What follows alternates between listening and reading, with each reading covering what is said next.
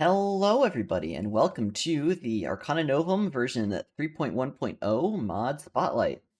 We have a bunch of new stuff to show you today, new items, new reworks, and a lot of new features overall. So let's get right into it. We have 6 new items added to the game, but we're going to come back to these. So take a little look at all those beautiful items, and we will come back to those later.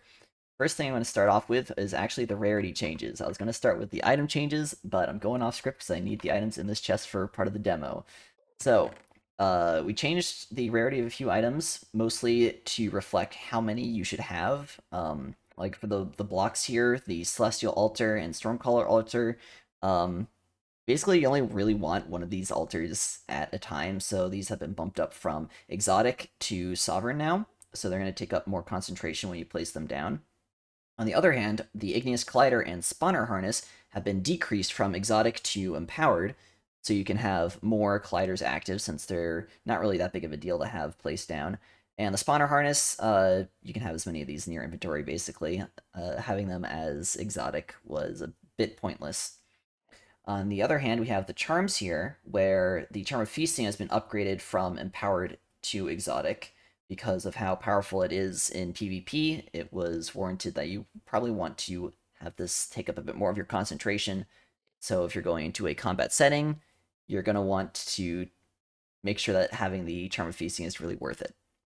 On the other hand, the Charm of Felidae has been reduced from Exotic to Empowered simply because it's purely passive, it has no active ability, and even though it is a very powerful thing, it's only giving you one or two abilities that really impact your gameplay. And so then we have the arrows down here, which have all been changed to reflect how many of these you would really have in your quiver and how powerful they are. So the blink arrows have been reduced from exotic to empowered, just because they don't really do that much for you as far as PvP goes. Being able to reposition is powerful, but not as powerful as a lot of the other abilities of the other arrows here. Same goes for the flak arrows, since these are not good in PvP, and they're only really useful against phantoms or people wearing elytra. And then we have detonation arrows, which have been upgraded from empowered to exotic because of how powerful they are in PvP. Even though the detonation arrows do reduce damage, they still have a lot of knockback and affect a wide area. So we're going to make it so that you have to take more concentration to use these. The ensnarement arrows likewise have been upgraded from exotic to sovereign just because of how powerful they are. They completely stun mobs and remove a player's ability to move at all, and if you upgrade it, even their ability to teleport. So this is a super powerful item, and probably should have been sovereign to start off, but I felt like I didn't want to add two sovereign arrows in the same update, that and the tracking arrows. So the tracking arrows are staying sovereign, the ensnarement arrows are now sovereign. On the other hand, the photonic arrows have been downgraded from sovereign to exotic because they are not as damaging, and while it is hard to dodge ever since I made it so you can block it with a shield, they kind of lost a bit of their oomph as being kind of special arrows, so they've been downgraded. One more thing with the photonic arrows is that there has been a change in their visual appearance, so as we shoot now, there is a 3-tick travel time. I don't know, YouTube might not even make it visible here. Um, so basically, they shoot out over 3 ticks, which is more visible. Actually, we can do it close up here, and you can kind of see that it travels a bit, and that is just to help you track down where it came from rather than going one way versus the other, as well as just it looks nicer. This does not affect it doing damage, so it still damages whatever it hits instantaneously, regardless of how far it has to travel and whether if the thing moved in those 3 ticks that the visual tracker took to get there. So now we're going to go back to the item changes, and I'm going to keep these arrows in my inventory. So we have kind of 4 tiers of changes here. The top 3 are all PvP item changes. I'll get to those in a minute. These 3 items here are all storage items, and the change that was made to them is that they now have bundle capabilities. So we're in the update where the bundle is out, which means that I have access to being able to put things into them, kind of just clicking. So I'm picking an item up, and then I'm left-clicking to put it into the belt, and then I'm right-clicking to take it out. And this works with these arrows as well. So if I put these in here, I can do it even straight from my inventory. And you cannot put the arrows into the overflowing quiver because they're runic arrows, obviously. And so you can see as I'm putting them in, it's updating the quiver here. You can see that it also now displays the contents of the quiver. So that's going to help you like figure out what is in here and what you can take out. Something that if you have a mod that is kind of like shulker preview, like Tweakaroo lets you do this, you can hold shift and it will pop up the container as well. But that's if you have a secondary client-side mod installed. So that's fun. Brain in the Jar change is super simple. I just added the ability where if you're sneaking, you right-click, it turns on and off mending, and if you normal right-click, it opens up the kind of withdrawal and deposit, and you can still toggle the mending in here as well. That's just a simple change. The Arcane Singularity has had a massive capacity increase. I can't remember if I doubled or 4x'd the capacity for it to store books. So now it can store way more books, and that applies to its storage increase augment as well. So you can hold, forget how many. I have it over there. When I go over there, I'll show how many books it can actually hold at max capacity, but it's a lot more. Let's see. The next change is a Shadowstalker's Glaive. At the bottom, you can see it now has plus half a block of entity interaction range. So if I get myself just a normal sword, compare, and I go over to our lovely test Enderman here, so you can see that I am in range about here to hit it. Meanwhile, if I have the glaive, I can back up half a block more and still hit it. You can also see that it has a texture change when it's being held and when it's out in its full form. So now it actually looks like a glaive. It's not just a little dagger like its inventory sprite is. I did this because this is how it was always supposed to look, and I only realized after I made the concept for the item that you couldn't change how it's displayed in your GUI versus out in the world. And so in order to keep it pixel consistent and not making like a higher res GUI sprite that would look really weird, I made it so that it can do this now, and I think it looks a lot better. And I took advantage of this for the new spear item as well. So we can enjoy our extra bit of reach to hitting our foes. The next change is how the Totem of Vengeance works. So previously, if you took damage from like falling and you died while proccing the Totem of Vengeance, there was no way to get revenge on whatever kills you, so you would guaranteed die. I thought that wasn't really fair, so now it only requires you to get vengeance if there's something to get vengeance on. And so now this will apply to the deaths where you died to environmental damage, but it still attributed the kill to a mob or a player. So think of like the death message where you were doomed to fall by skeleton or something. You would have to get revenge on that skeleton in order to stay alive at the end of the effect. And I think that's a good change on how the totem works. There's also some interaction changes with how it works with the belt. So if you have totems, either vengeance totems or totems of dying in the belt, they will activate. Previously, I think only the vengeance totems activated and normal totems didn't. So now that will help you be able to fill up your belt with more totems to stay alive longer.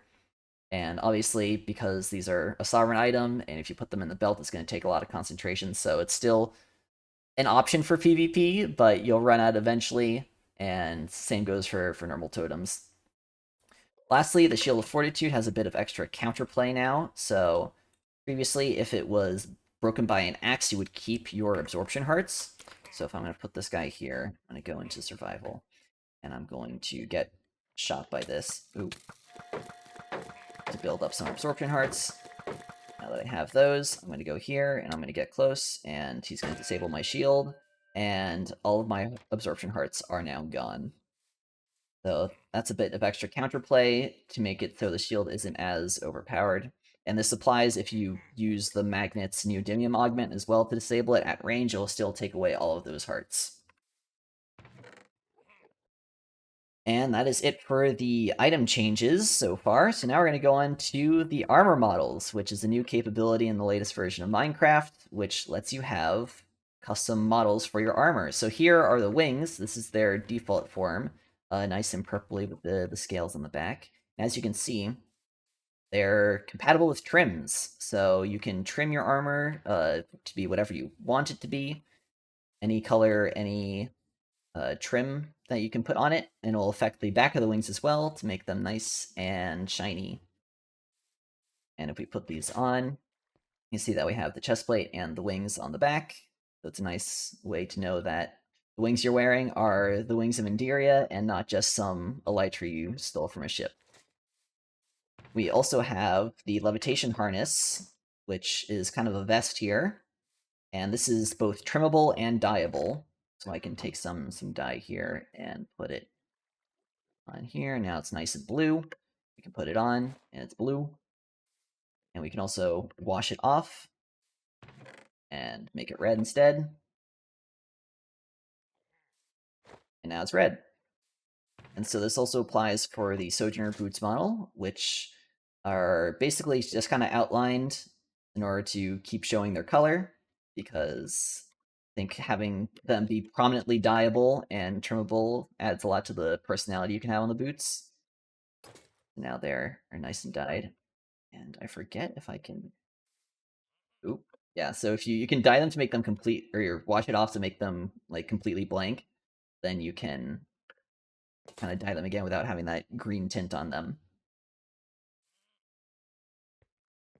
Then over here you can see you can trim the harness as well, but it kind of interacts a bit weird since the trims apply the same way they would on normal armor, but there's no sleeves on the levitation harness, so it's a bit wonky.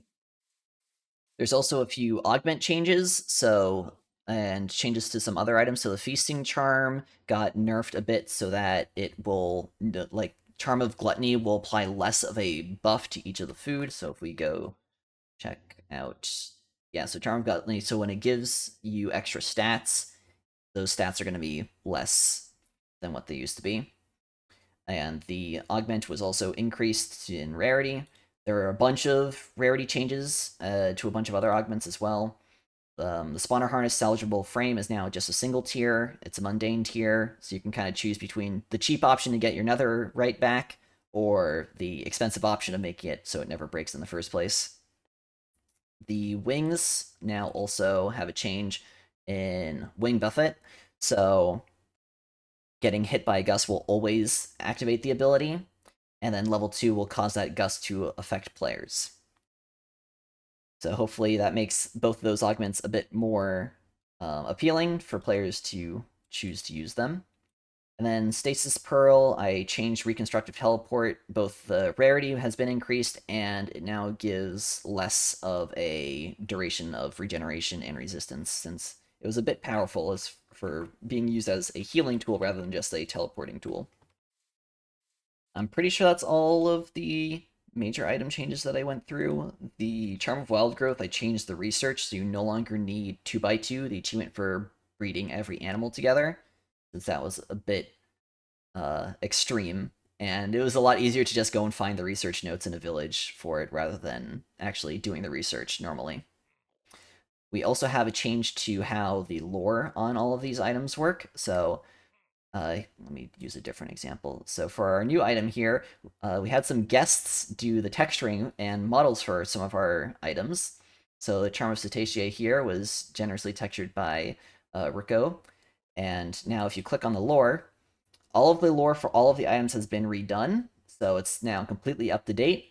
And now we'll have the colored item name at the top, as well as the color-coded rarity, just to make it pop a bit more. And then all of the actual text has been updated with all of the items' latest abilities, since some of it had been neglected for a long time. I think the wings, the very first Arcana item that was ever made, was a lot outdated. And so now that has been updated. So for all the lore enjoyers, and also for people that want updated descriptions of the item's more intricate abilities, like how the Continuum Anchor chunk loads properly, then that is available for you. Let's see. After that, we have a new enchantment here called Fate Anchor. So this is basically just a soulbound enchantment that you can only get from a Midnight Enchanter, since that shows off all of the enchantments that you can put on anything. Have sure we'll do like that, and then grab just an Arcana item from here. So, not that one. It's one that's like not a piece of equipment. All right. So, now all of the Arcana items in the game can be enchanted with Fate Anchor, as well as anything with durability. So that will show up here since this is alphabetical, then here as well. And so it's just a soulbound enchantment. So when you die, it will stay on your person when you respawn. It is mutually exclusive with the Curse of Vanishing. So if I were to put Curse of Vanishing on here, do I have the levels for this? Yes, I do. Then Fate Anchor no longer shows up. Put this back to where I found it. So now it is time to go over the new items. Actually, while I'm over here, let's see. Should have one of these with as many books as possible. Is it this one? 10 pages of books? Yeah. So you can put a whole bunch of books in this. Let's see how many I actually put in here. Yeah, so this is 255. I feel like that's not even the max. But yeah, a whole bunch of books you can put into a maxed out Singularity with Supermassive on it. And also, I added a texture for the Alchemical Arbalist. It also has a variant for, let's see, for Runic Reconfiguration. It has another augment on already. Thoroughly. Yeah, so now it will become purple, as all the runic items are when you augment it. So that's nice that it is finally textured. And one more tiny feature for some nerds in the chat: when you get something different, so I don't need a stick. So when you're doing a Stardust Infusion, if you right-click the Activate Forge button, it will now pop up with a base 64 encoded string that represents the board in its original state and whatever changes you've made to it. You can see, so now the bottom one is different from the top one. And so this is, completely reversible. So if you wanted to try and make something that would auto-solve these, then that is a very easy way to just get the board state and put it into a algorithm to solve whatever thing you've made. And so now it is time to go over the new items. The first one here is the Charm of Cetacea. It is basically just a water-based charm, and so you can sneak right-click to turn it on and off. And so when it's on and you're in the water, you'll get Dolphin's Grace. You can see in the top right. And so this is augmentable to give you water breathing while you're under the water. Upgrade the Dolphin's Grace to level 2. And then Mariner's Grace is probably the best one, which makes it so it decreases the underwater mining penalty, as well as the penalty for not being on the ground. So this actually combos not when you're not in the water as well. So if you have the levitation harness on and you're trying to build in the air, having Mariner's Grace on this will actually apply to that as well, and you will be able to break blocks while flying a lot easier. The next one we have is the Charm of Cleansing here. So the Charm of Cleansing basically just cleanses a negative effect from you periodically. And so I can make sure it's turned on. So now when I splash myself with weakness, it's going to get immediately cleansed, so it doesn't even apply once. So now I would do it again, and it's on cooldown, and I do get weakness now. And so the augments for this one... Oh wait, I should show off the recipes first. So the first one is a conduit with some nautilus shells, a bunch of different fish types, some water breathing, and some speed, as well as some turtle scoots. So it's a bit of a pain to get, but it's very powerful once you augment it more. It's kind of a scaling item. And as you can see, our effect just got cleansed again. Then for the cleansing recipe, it's some diamonds, quartz, honey bottles, milk, charcoal. And let me view the research for these. I can remember which menu that's in. There we go. So the research is, just having Dolphin's Grace, getting the ingredients, drowning, and then doing a bunch of fishing. So pretty straightforward. And then over here, the charm of cleansing. The research for it is experience nausea, use honey to cure poison, specifically, since that's the only thing that honey bottles will get rid of. Experience blindness, poison, and then getting the achievement for all of the potion effects. Specifically, the potion ones, not how did we get here, which is every effect, so it's actually somewhat obtainable. As well as doing some brewing and using milk to cure a bad effect. And so the augments for the Charm of Cleansing is just to decrease the cooldown, one where you can cleanse up to 2 effects at the same time. Another one, which is very easy to use in PvP, as well as when you're fighting something like a Wither, is giving you regeneration when effect is cleansed. So it'll kind of cancel out however much, poison or nausea does. So it's very useful to just have as a passive item.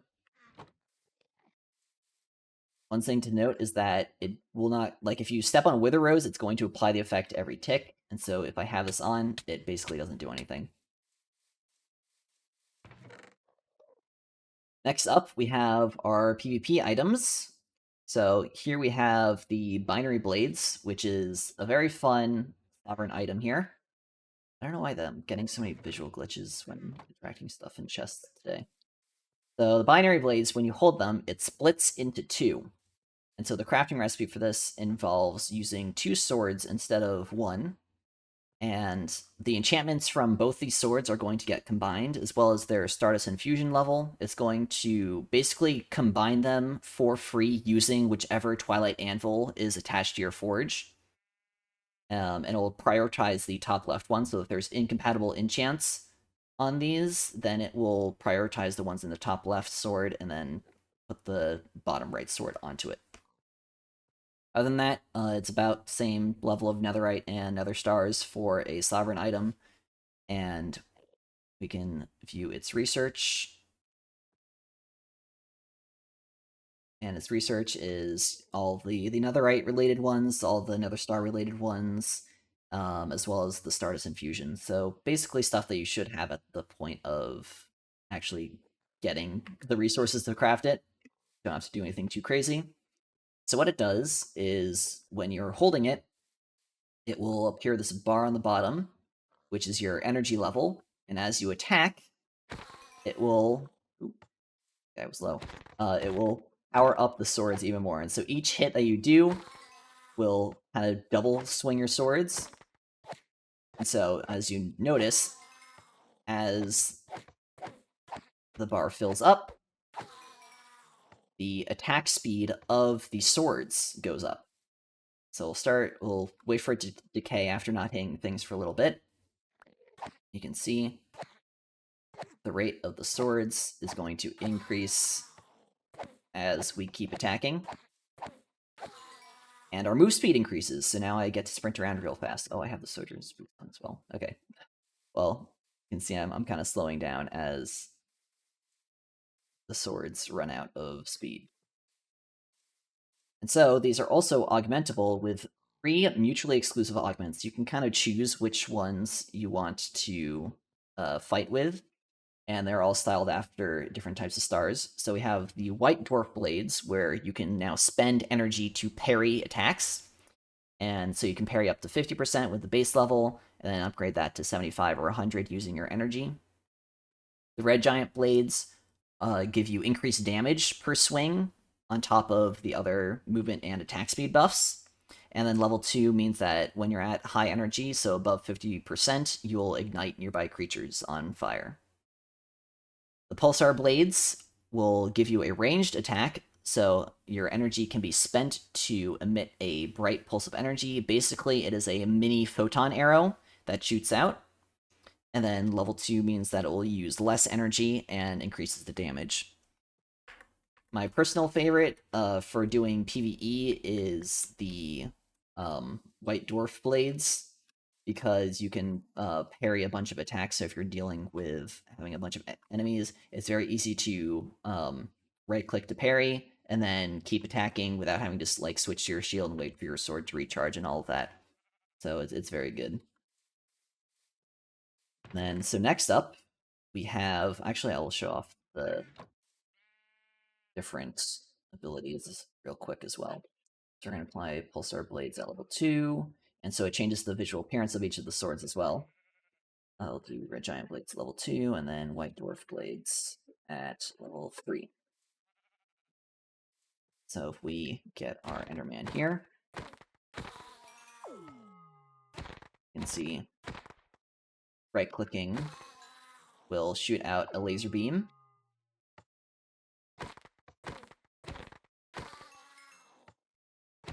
We can hit him from back here. It's a decent amount of damage, and it pierces things as well. So that should be enough to kill him.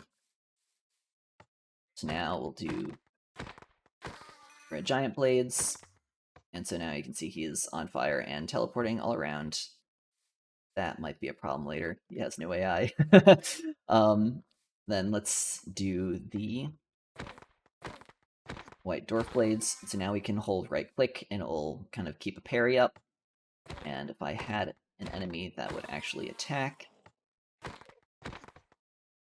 let's pull out an Iron Golem here. So now we're going to piss him off.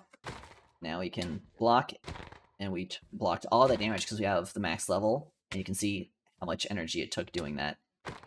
Ooh, let's not die.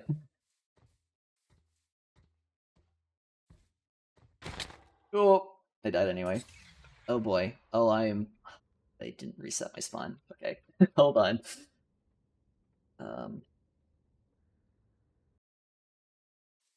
No, I completely forgot that I had my levitation harness on, and I could have just flown away, but that's fine.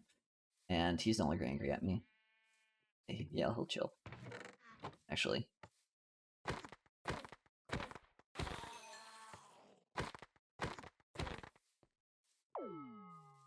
Just missed. Oh, I made him angry again.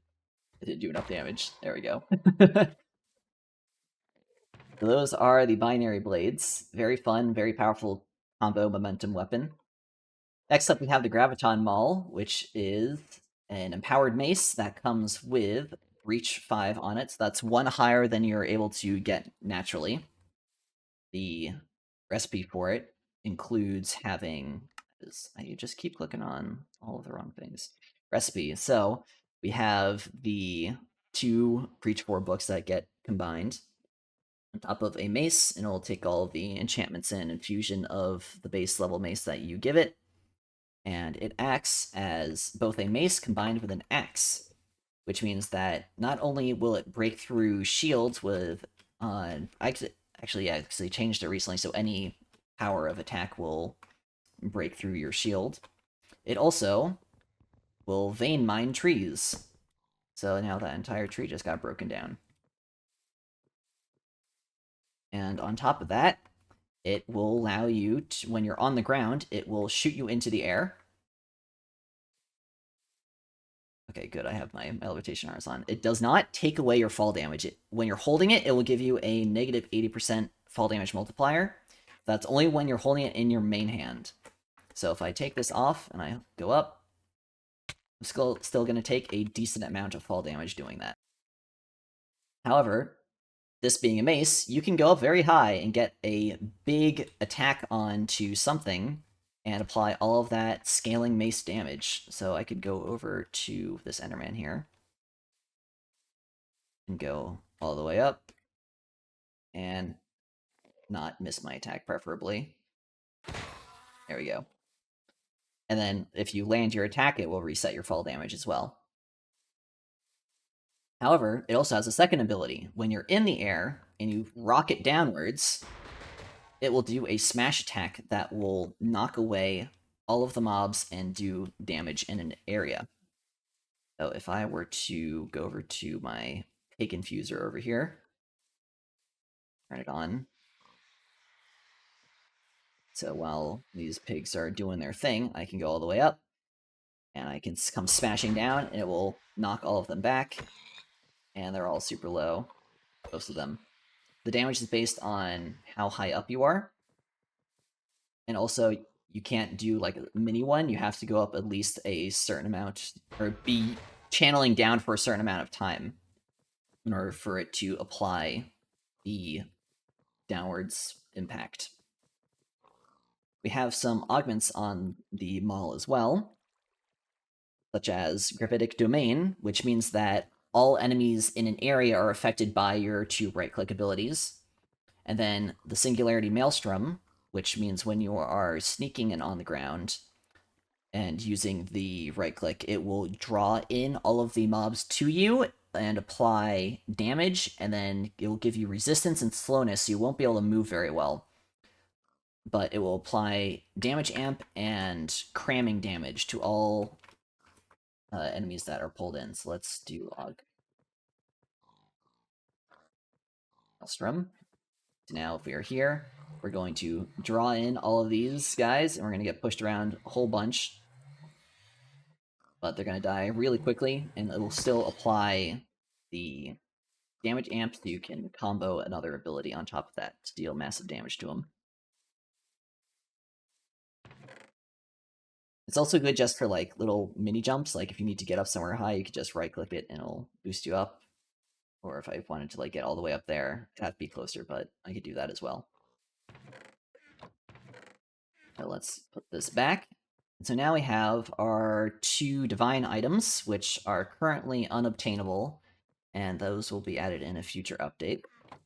The first is the Spear of Tenbrous. And so what this is it is a enchanted, basically improved trident. So I can throw this at the pig, and as soon as it hits, it's going to come teleporting back to my inventory and put itself on a cooldown for throwing. So I can still use it as a melee weapon while it's on cooldown, so if I throw and then I come back, I can still melee pretty effectively. It also has a sweeping attack like a normal sword, as you saw there. And it has a 1 block increased attack range, so I can hit stuff from all the way back here, which is very nice. I'm realizing that that's the same distance as the sword because I am in survival now, and that is a negative 1 block reach. And so we have some augments for this as well. Also, it has a special interaction with all end-related mobs where it does bonus damage. So Endermen, Endermites, Shulkers, Ender Dragons receive bonus damage from it.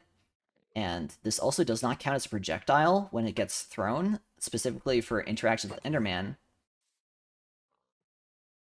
You should not have been able to teleport from that. His AI should be disabled. What the heck?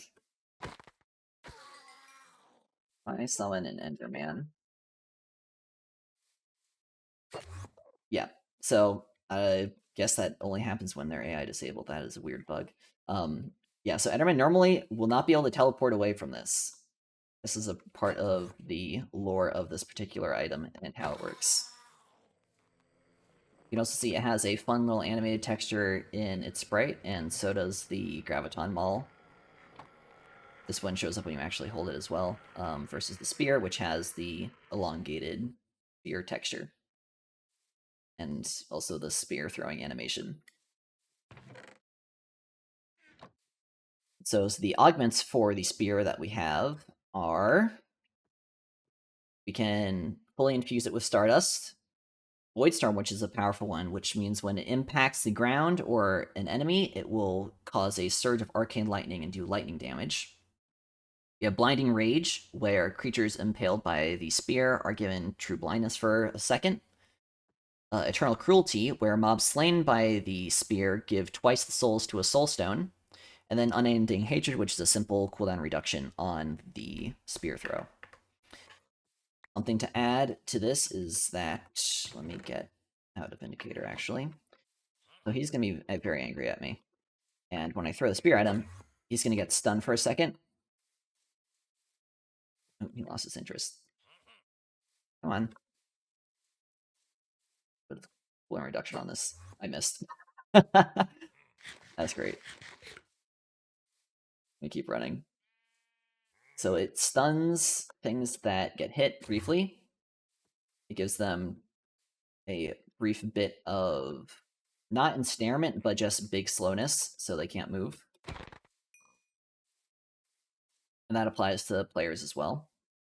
So then you can add the Blinding Rage on top of that to make them blind. And if we augment it with Void Storm,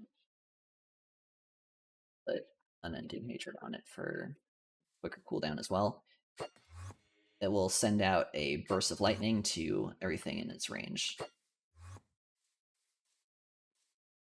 So a very powerful weapon that's versatile and can do a whole bunch of stuff. And obviously that is only obtainable by commands currently. There will be a way to obtain it in the future. So lastly, our new item is the Greaves of Gaialtus here.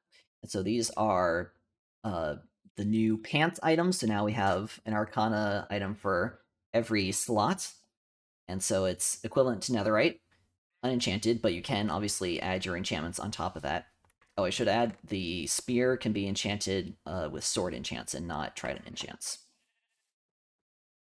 So the Greaves here will act as unenchanted Netherite and have a massive inventory space on them. So if you sneak right click, you have 2 rows to start off with, but you can augment that up to a full double chest worth. And what you can do with these is you can throw blocks into them. I'm going to grab all these blocks, and you can do it either by interaction here with the bundle, or you can sneak right click on them in your inventory and throw them in like that. And so when you equip these, and if you're building with blocks and you're starting to run out, it will auto refill it from your hand. So if I place that down, it's going to refill me to about 66% of the stack max, and it'll refill whenever you are under a third of the stack max. So it'll refill you from 1/3 to 2/3 as you're building. So that's useful. So if you just refill and you have to break a few blocks, it doesn't make an entire new stack in your inventory, because that's a pain. And so we can see if I use my client mod here, it will show that it took it out. And also in the contents, it tells you that you have exactly that much of dirt and cobblestone available to you. And you cannot put non-blocks into it, and you cannot put blocks that are only like a single block, like where their max stack size is 1. So I cannot put an Arcane Singularity in there, despite it being a block. And let's go over the augments for this. So we have Nature's Embrace, which is a fully Stardust Infused augment. We have Planetary Pockets, which increases the size of your storage. We have Wind's Grace, where you no longer generate sculpt vibrations, you don't smash turtle eggs when you're walking on them, and you don't take damage from magma blocks on them. We also have Earthen Ascent, where you can spider climb on anything. And then Creator's Touch, which gives you an additional range of block placement and breaking when you're wearing them. So let's augment this with Earthen Ascent first. So we put these on, and now we can climb anything just like it's a ladder. That's very useful for building. It can get a bit annoying, though. So if you put these in your offhand, you can close the pockets so that it doesn't apply. That still applies here. I've been like trying to decide whether I want to make it so you can disable the ladder climb or not. It doesn't apply, like it doesn't mess up your sprint jumps very often, if at all, so I've kind of just left it as is. But let me know if you want an ability to toggle this somehow, and I'll have to figure out how to make it not intrusive, since it already has so many different like right-click interactions. And that is all of the items that we have that are new. So that leaves us with one final change, which is the reworked null construct. So we'll be right back, and I'll show this off. So I have decided that I'm going to do this a bit differently, since there are a few unresolved issues, and also I realized that doing commentary while I'm fighting the Wither is not very easy.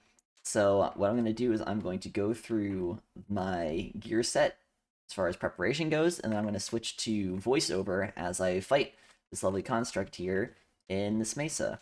I wouldn't recommend fighting in a mesa. If you want to be super optimal about it, then I would do it on the nether roof. Just because there's less things for it to destroy and less possibility of creatures around for it to heal off of. So, this is how you build the construct if you haven't seen this before in a previous version.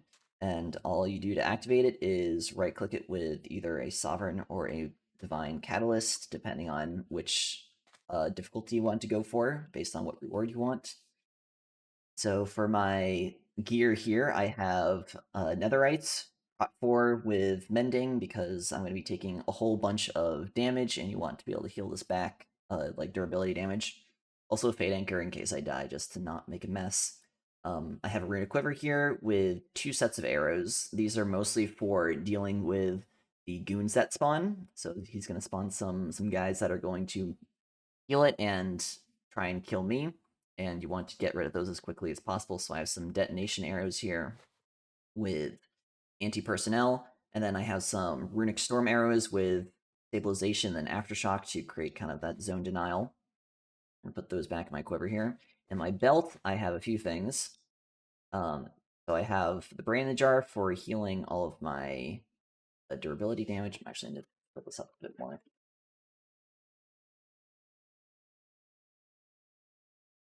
So you just pop another 100 levels in here. I don't think I'll actually need all of this, but it's good to have.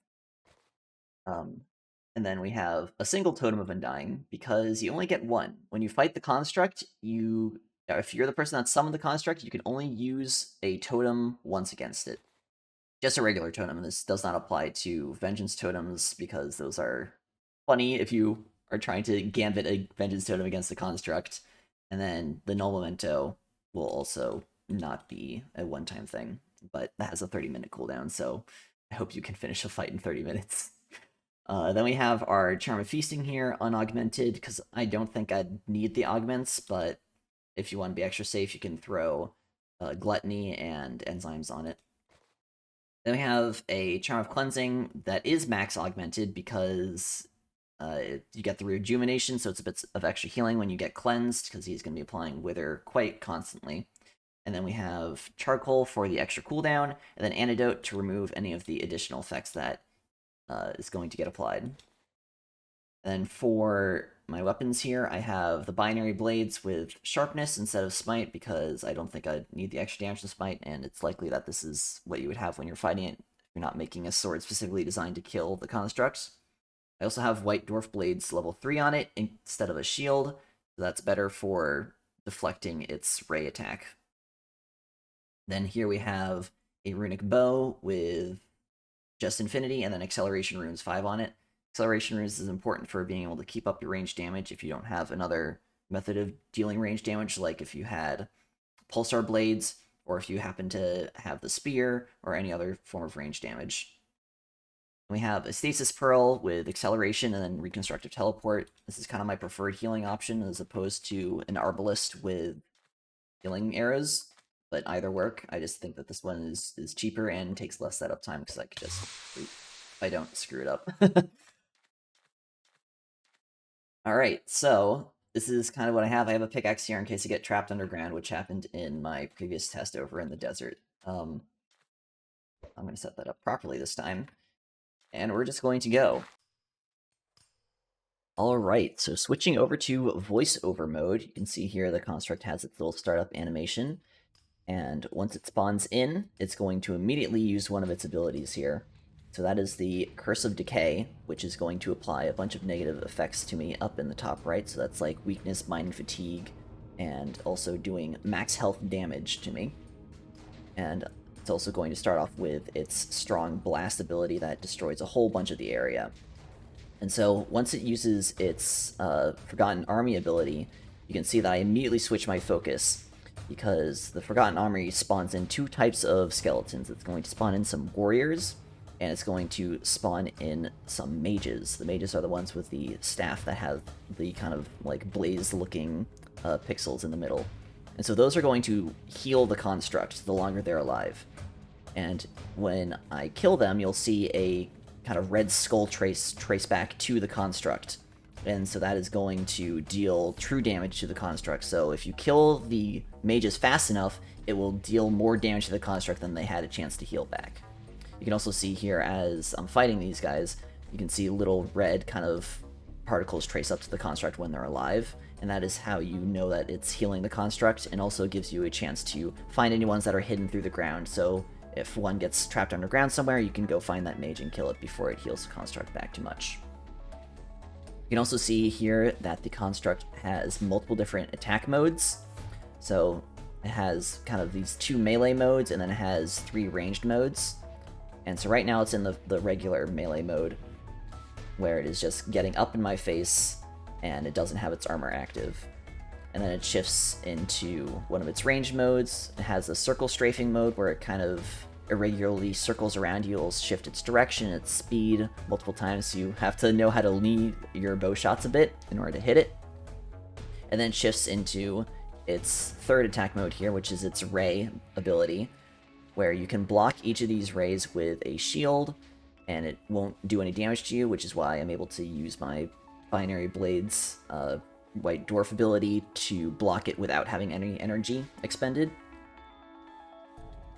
And so it will shift between that, and then also it has one more ranged mode, which is just kind of keeping its distance from you. So if you try and approach it, it will back away. But it's very easy to hit in that mode, so it's kind of a free one. You can see here, it's basically just staying still. And so then it's going to spawn in more of its different skeletal warriors.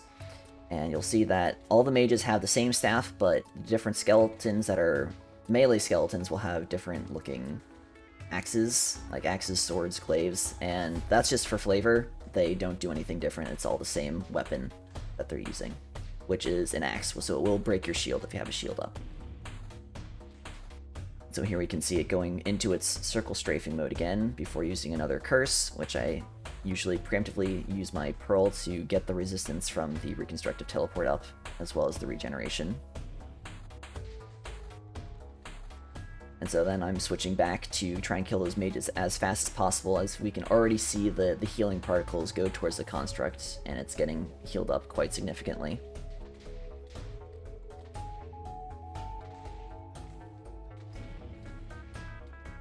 So then the construct's going to go into its melee mode once more, which is where I can deal the majority of my damage.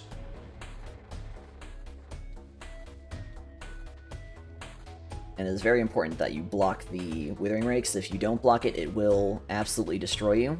It does get blocked by terrain, however it will break through the terrain slowly, so you have to be pretty deep underground for it to not just outright kill you. And so the reason I'm using storm arrows here, mostly, is to get that AoE damage on the ground, but also because the construct and the skeletons are weak to lightning damage, both arcane lightning and just normal lightning. So that's a bit of extra damage that I can deal to them.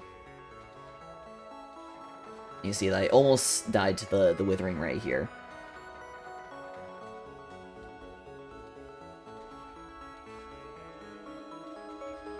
So the mages will also have a ranged attack. As you can see, they spawn in Wither Skulls, both charged and non-charged versions of the skulls. So that's kind of their offensive ability, in addition to the healing that they can do.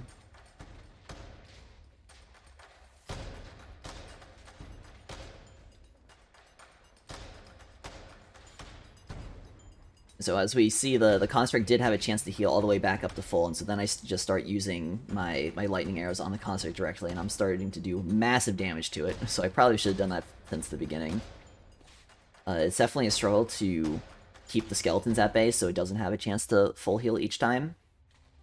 And we saw there briefly, when it charged me, it had its Wither Armor active, so it was completely immune to projectiles and also dealing those sweeping attacks in front of me, so that is when it's able to deal damage to multiple people in front of it rather than just whoever is summoning it. So this construct is also balanced for having multiple players fight as well. You know, its Withering Ray can target up to 3 people at once, and its sweeping attack is in AoE.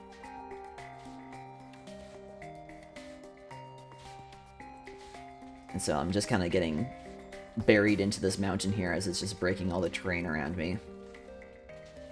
So terrain gets broken progressively, which is why we can see the kind of block breaking progress effect.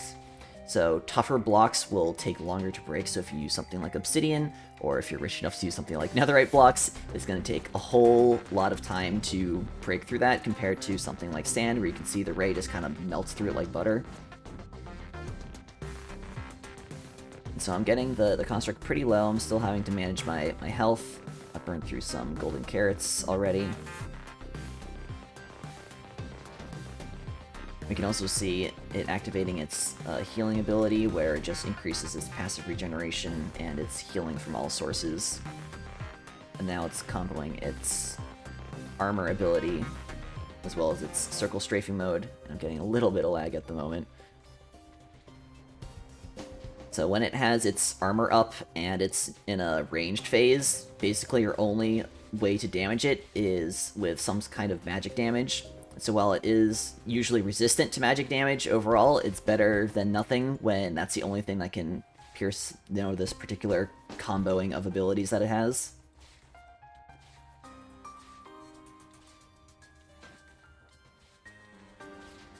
So here I'm trying to do my best to take advantage of its melee phase without getting too over-committed and then dying to the Withering Ray.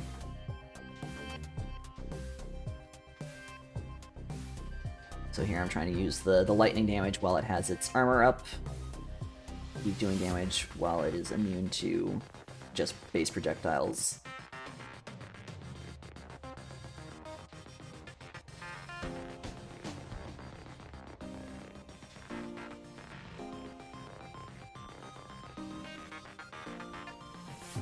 So I'm trying to hit all the shots as it's strafing pretty aggressively there.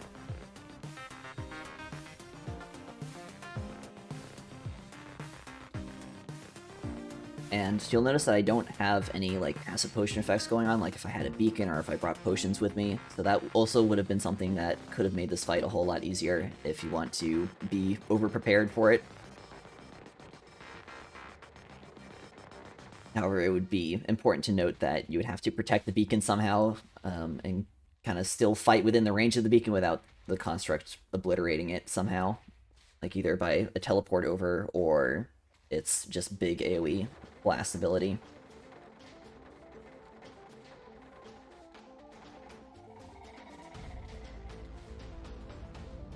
So I almost have it dead here, but then the goons get spawned again, and I have to kill it before it heals up too quickly, but it is healing rather rapidly from this particular set. And it's very hard to get to the goons when it is just meleeing me up in my face. And heals almost all the way back up to half.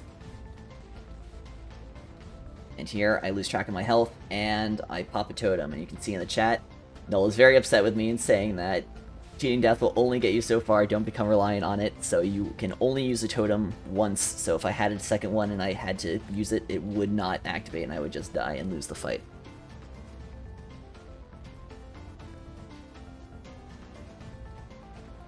Here I hit a few nice shots as it's strafing pretty quickly.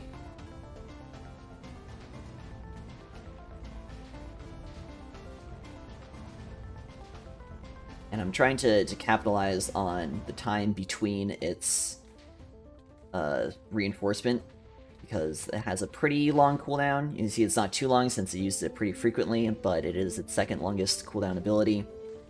So after you clear all of the skeletons, make sure you're taking advantage of that time to deal as much damage as you can before they get spawned again.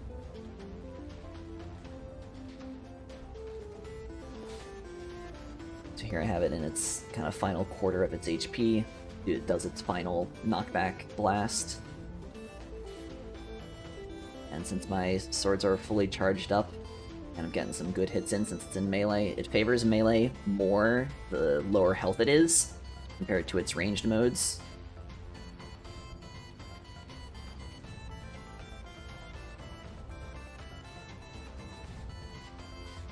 And here I'm pretty sure I've just won it outright since it's getting low. I don't think it's going to spawn more guys in the next few seconds, and it's continuing to commit to a melee phase.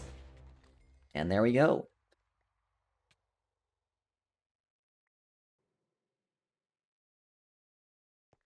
Alright, so that was the Null Construct fight. As you can see, I almost ran out of arrows there. Maybe I should have put some augments on my quiver so those didn't get used up as quickly. But yeah, we will go back to the main area now. So as you can see, the Null Construct has changed significantly since previous versions, and it is a lot more challenging now. And the Exalted version is even more challenging. However, there's been changes to make it a bit more user-friendly compared to previously. And so that is it for the latest Arcana Novum 3.1.0 update. And I hope you all enjoyed. The link to download the mod will be in the description. As usual, it is a completely server-sided mod, so this only needs to be installed on the server, and then enabling the server-side resource pack in the config file. And so yeah, thank you so much for watching.